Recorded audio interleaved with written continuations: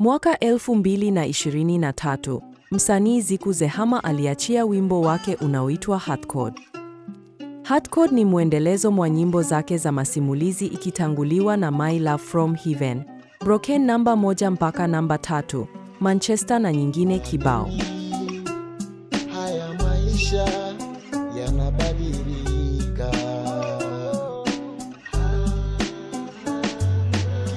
Hardcore inazungumzia mapenzi ya dhati na kumthamini mtu muhimu, athari za kuunganisha hisia na kuamini sana, jinsi usaliti na kuvunjika kwa moyo vinaweza kubadilisha maisha ya mtu kwa kiwango kikubwa, na hatimaye matokeo ya kusikitisha pale mapenzi yanapoharibika.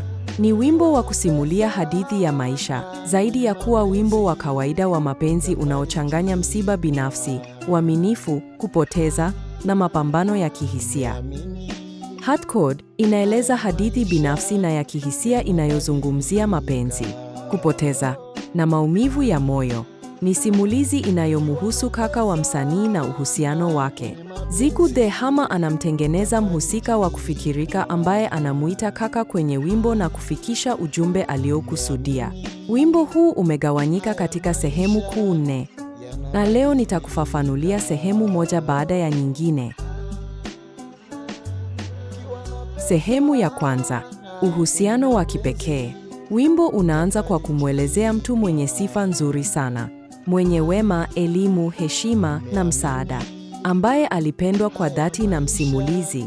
Mtu huyu alikuwa kama kielelezo cha kuigwa na mfano wa baba kwake, na alimhamasisha katika safari yake ya muziki.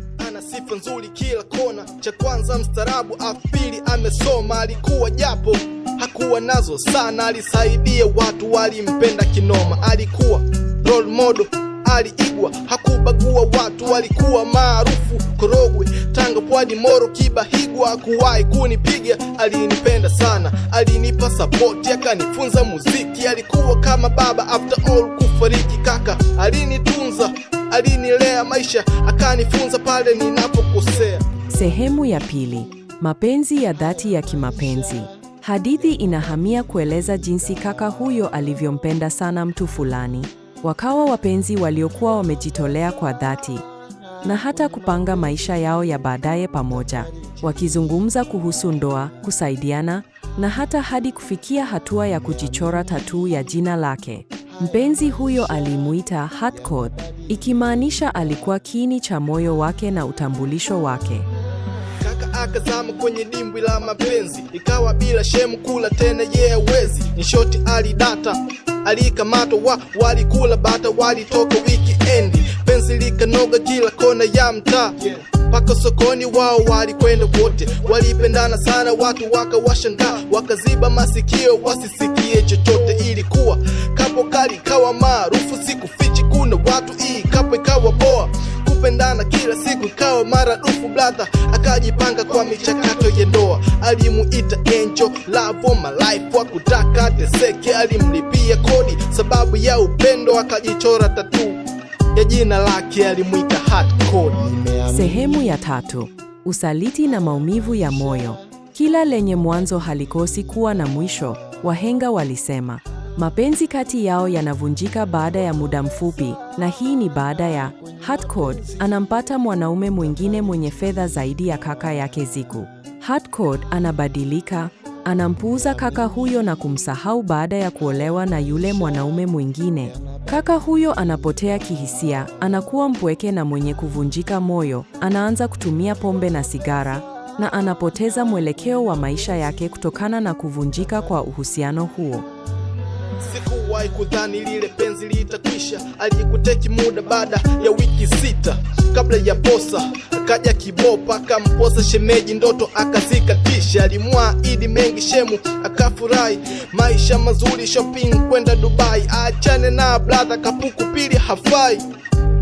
Shemeji akakubali, habari zikatamba kila kona ya mtaa, shemu akachenji, akabandika na kope, brother akachekwa, alisemwa kila saa, akaonekana mtani si lolote si chochote. Alijaribu kutetea penzi lake, akapata matusi, alitoka kapa, shemu aliona so mtu wa type yake, mwishowe aliolewa, akamsahau kaka. Sehemu ya 4 na ya mwisho. Mwisho wa kusikitisha. Ziku the Hammer anahitimisha simulizi hii kwa kusimulia mateso aliyoyapata kaka yake. Kaka anapotea kihisia. Anakuwa mpweke na mwenye kuvunjika moyo. Ziku anakiri, kaka yake anaanza kutumia pombe na sigara. Anapoteza mwelekeo wa maisha yake kutokana na kuvunjika kwa uhusiano huo. Akaanza kunyanyapaliwa na jamii kutokana na tabia zake. Anaacha kazi na mwishowe akafariki baada ya kujiingiza kwenye mawazo, akanyong'onyea, akakosa cha kufanya, akashindwa kuongea. Alilia sana sababu ya upweke, pombe na sigara bro akasogelea. Unadhifu hakuwa nao tena, hakuwa sawa tena, walimuita chizi, akawa teja chokora, hakuwa mwema maana aliacha kazi bro, akawa mwizi. Kuna siku akaiba, kafukuzwa na mtaa. Raia hasira kali, wenye chuki pia, wamebeba mawe, rungu, mafuta ya taa, wakamchoma moto huku nikishuhudia akifa kwa sababu ya upendo wake. Wengine wanasema ni bahati mbaya kwake, wengine wanasema sababu ya ujinga wake, alikufa kwa sababu. Katika wimbo huu, Ziku akishirikiana na Moody White aliyeimba chorus, wamefanikiwa kufikisha ujumbe wao waliokusudia na kuwa miongoni mwa wimbo bora wa masimulizi kutoka kwa msanii huyu. Kama hukupata nafasi ya kuisikiliza Hardcore, tumia muda wako sasa kwenda YouTube, kuangalia, kusikiliza, kushare, kucomment. Usisahau kusubscribe.